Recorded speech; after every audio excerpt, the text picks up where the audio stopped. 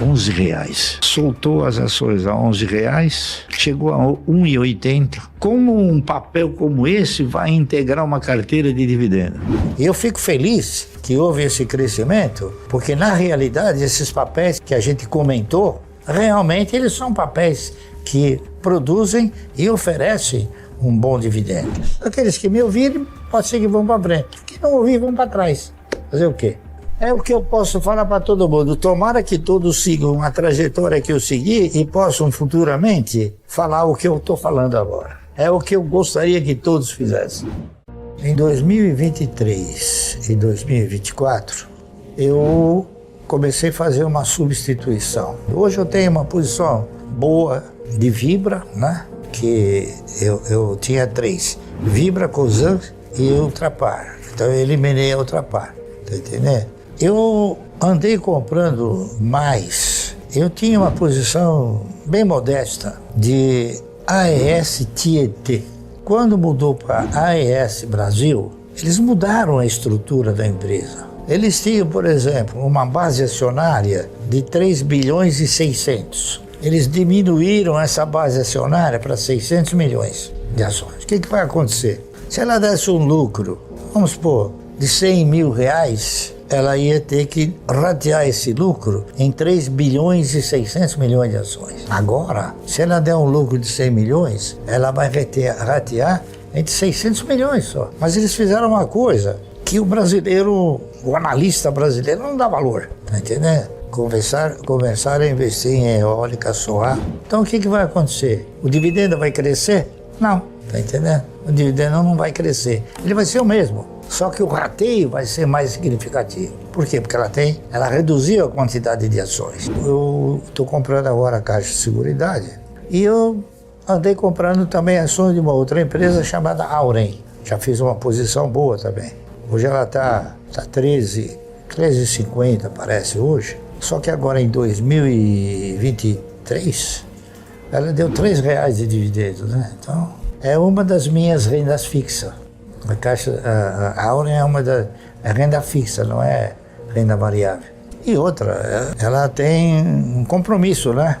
Por exemplo, ela tem um compromisso, primeiro para distribuir dividendos para uma organização que tem no seu DNA receber dividendos, que é a Votorantim, e outro, um fundo de pensão canadense, diferentemente do que fizeram alguns bancos. Por exemplo, você sabe qual é a base acionária do Bradesco? Mais de 10 bilhões.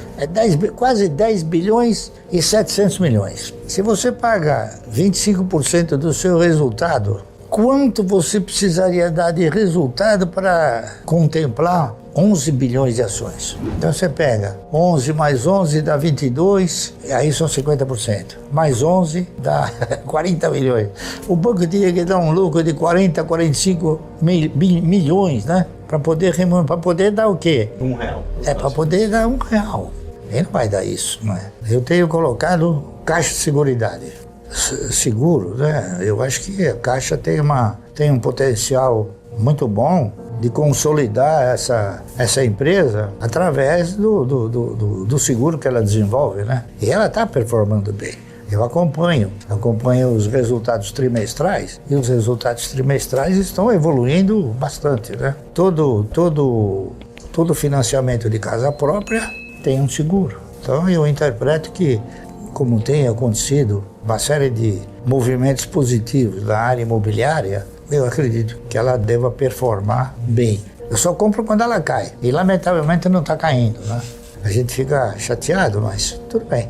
Eu compro a ação para receber o dividendo e torço para ela cair, porque aí eu compro mais. Então são posturas distintas, né? Talvez eu seja o único no país que torce para o mercado cair. É por isso que eu sou bem sucedido, porque eu sou ao contrário de todos, né? E é o que o mercado me ensinou. E eu tento passar esse ensinamento para o pessoal, mas eles não querem acreditar. O que eu posso fazer? Não posso fazer mais nada, né? E eu tirei, por exemplo, ações de uma empresa que praticamente paga um dividendo pífio, que é a Eletrobras ON. Eu tenho a Eletrobras PN, que é o que paga dividendo. Eu tirei também Itaúsa, não é isso? E eu também vendi as minhas ações da Itaúsa porque a Itaúsa é uma holding, não é isso? E o melhor papel que ela tem na sua carteira se chama Banco Itaú. Só que aí ela começou a comprar ações de outras empresas que eu não achei um bom negócio. Por exemplo, ela andou se associando para comprar chinelinho. Entendeu?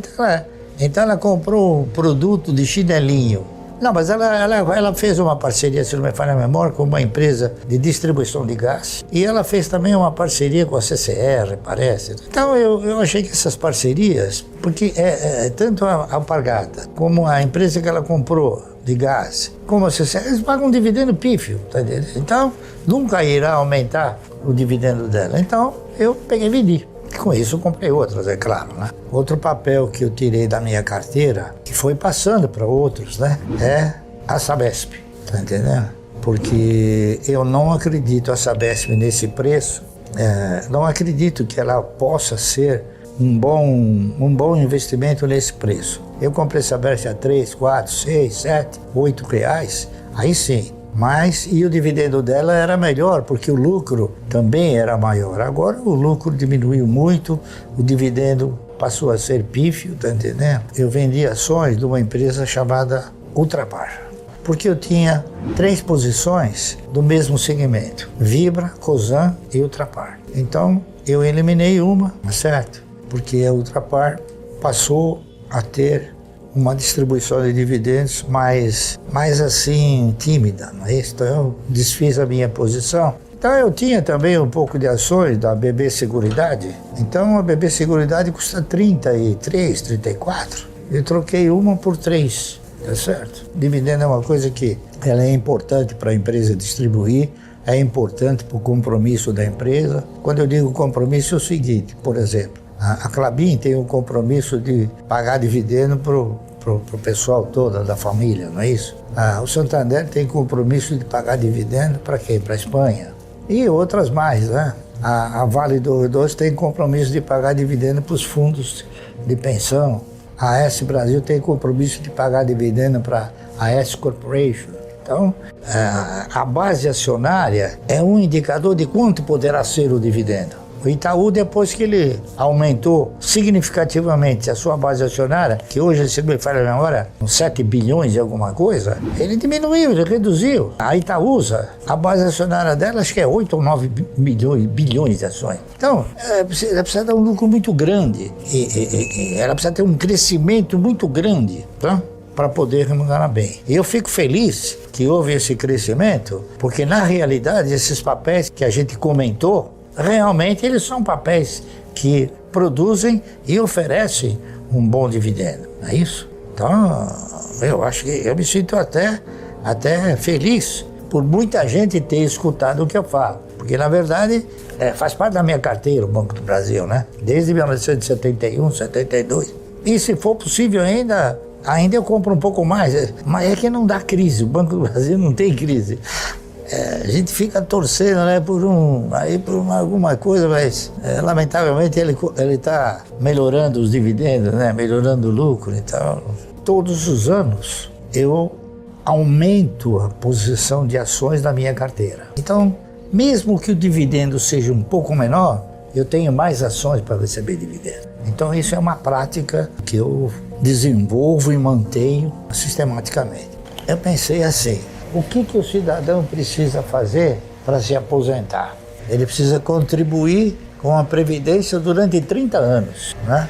Olha, e se eu comprar 1.000 ações por mês durante 30 anos? Eu não sabia o que ia acontecer, mas eu tinha mais confiança em comprar as ações do que contribuir para o INSS, muito mais. Então, eu fiz um projeto propondo eu mesmo comprar 1.000 ações por mês durante 30 anos. E fiz um por um, primeiro ano, segundo ano, terceiro, até os 30 anos. Então, aquele projeto mostrou para mim uma coisa interessante, que no 8º ano eu não precisava mais pôr dinheiro do bolso. O resultado, ele mantinha o prosseguimento do processo. O dividendo. O dividendo, o resultado, o dividendo. Então eu fiz um trabalho, primeiro sobre uma empresa que eu fiquei sabendo depois que ela não ia durar 30 anos, né? Apesar de ser um setor perene. Aí fiz sobre o segundo papel, que era a CESP, Centrais Elétricas de São Paulo. Fiz esse trabalho sem nenhuma pretensão, fiz para mim. é uma coisa que eu faço até hoje. Eu não mudei nada, eu continuo fazendo. Só que eu fazia com R$1, hoje eu faço com mais de R$1, tá certo? Então, é isso aí. Olha, ficar distante, eu falo sempre por um sentimento baseado num fator chamado histórico. Né?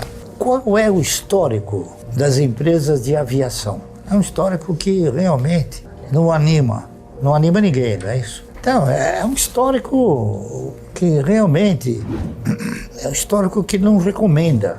Por que esse histórico não recomenda?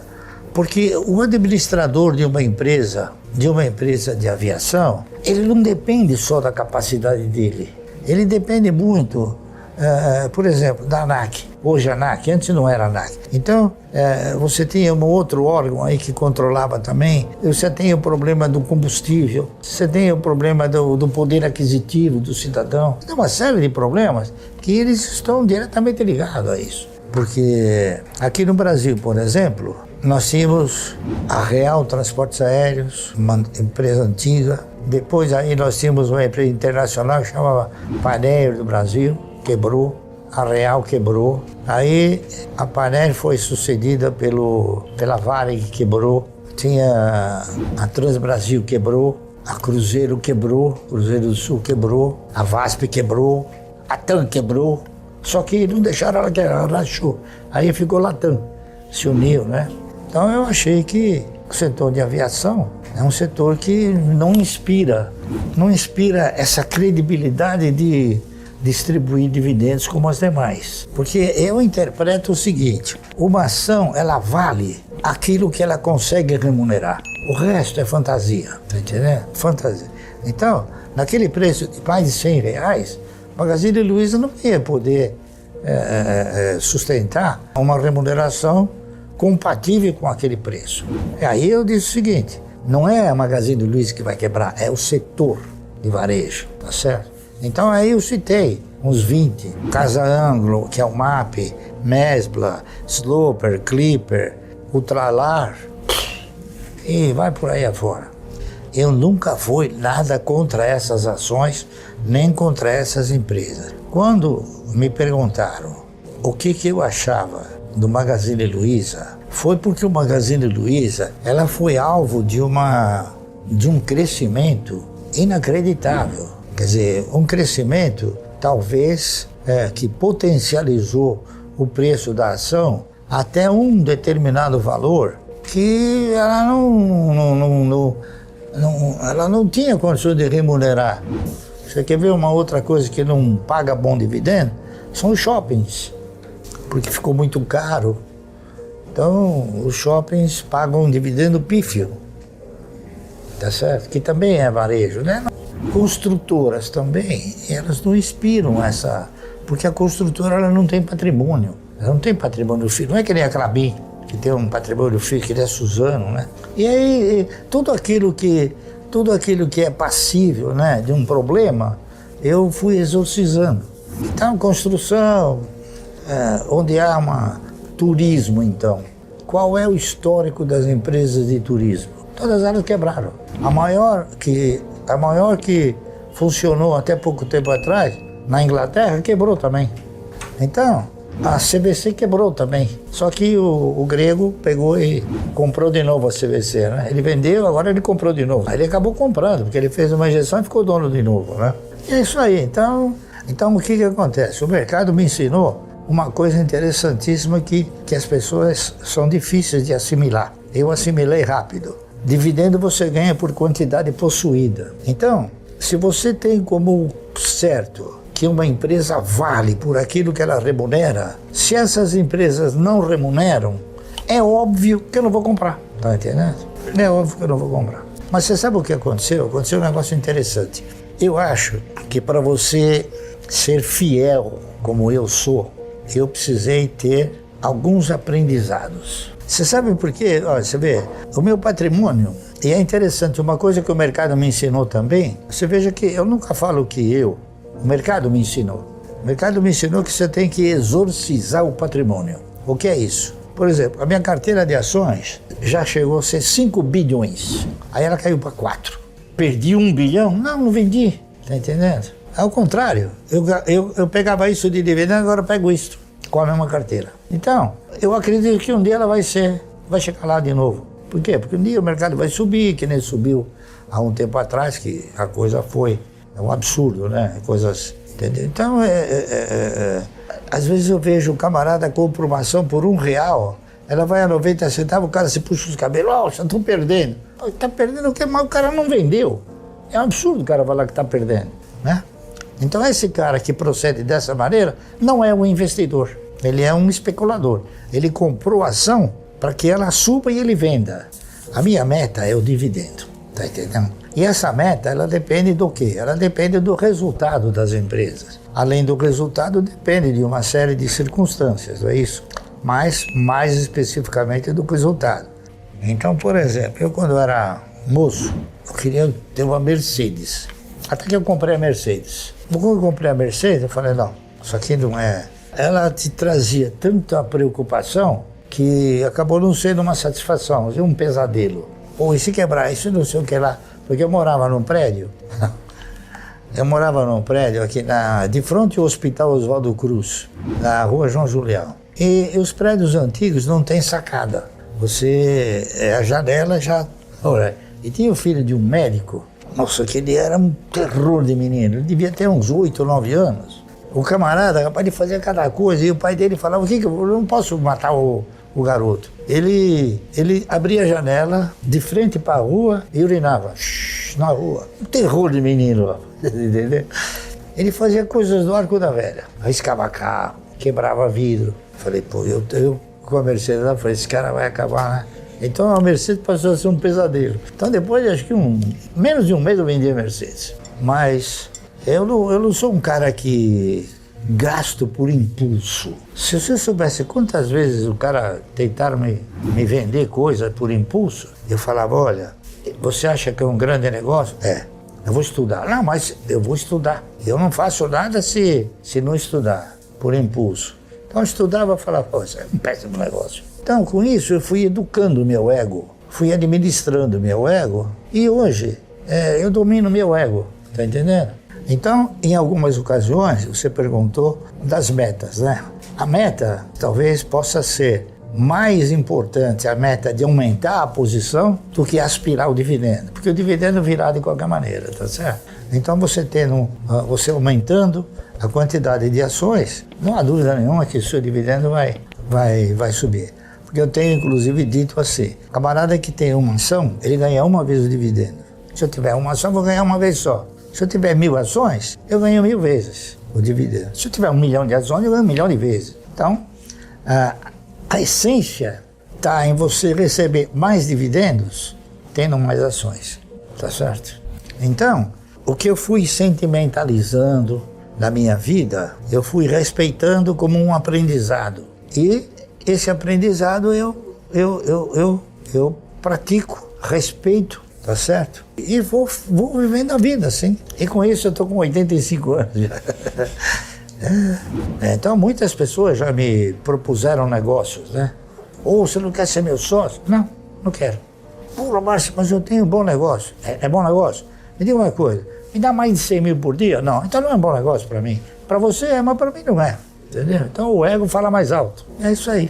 Mas uma coisa muito importante para quem opera no mercado é não exercitar uma ansiedade assim virulenta, tá entendendo? O cara ter a necessidade, aquela ansiedade. É ter paciência. Então eu sempre digo o seguinte, que 2 elementos muito importantes para o cidadão administrar são: primeiro, disciplina. Segundo, paciência, que é o que se precisa para você desenvolver um projeto de renda mensal. Então eu faço o mesmo jogo que eu tenho dito do jacaré, né? Eu fico esperando a crise. Quando ela vem, eu compro. Comprando mais barato, você aumenta mais a sua quantidade de ações. E por conseguinte, você terá mais dividendos do futuro. Entendeu? É o que eu posso falar para todo mundo. Tomara que todos sigam a trajetória que eu segui e possam futuramente falar o que eu estou falando agora. É o que eu gostaria que todos fizessem. A minha missão eu cumpri. é transmitir. Se o cara quiser aprender, amém, né? Tem gente que duvida disso aí. Como tem gente que duvida, acho que eu não fumo charuto, mas tinha que acender charuto com nota de $100. Isso aí é jogar dinheiro fora, né? Então, isso é uma coisa que eu não faço, desperdiçar recursos, né? Eu acho o seguinte, eu gostaria que vocês examinassem o seguinte. Primeiro, a minha filha, é isso, a quem eu sempre dediquei os maiores esforços para que ela fosse sempre uma conquistadora. E eu tenho a sensação, a certeza, eu diria até, de que ela orientará vocês também a serem conquistadores. Porque o que vale numa pessoa é aquilo que ela conquista, né? Não é aquilo que ela ganha, é aquilo que ela conquista. Porque quando você conquista, você aproveita e você tem um sentimento de valor, você sabe quanto custou aquilo. Quando você ganha, você não dá valor, o mesmo valor do que quando você conquista, não é? Então a conquista, o sentimento de conquista é um sentimento muito valioso. E esse sentimento eu tenho absoluta segurança que ela procura, e vocês todos procuram transmitir para todos aqueles que se aventuram a fazer e a seguir a orientação que vocês determinam.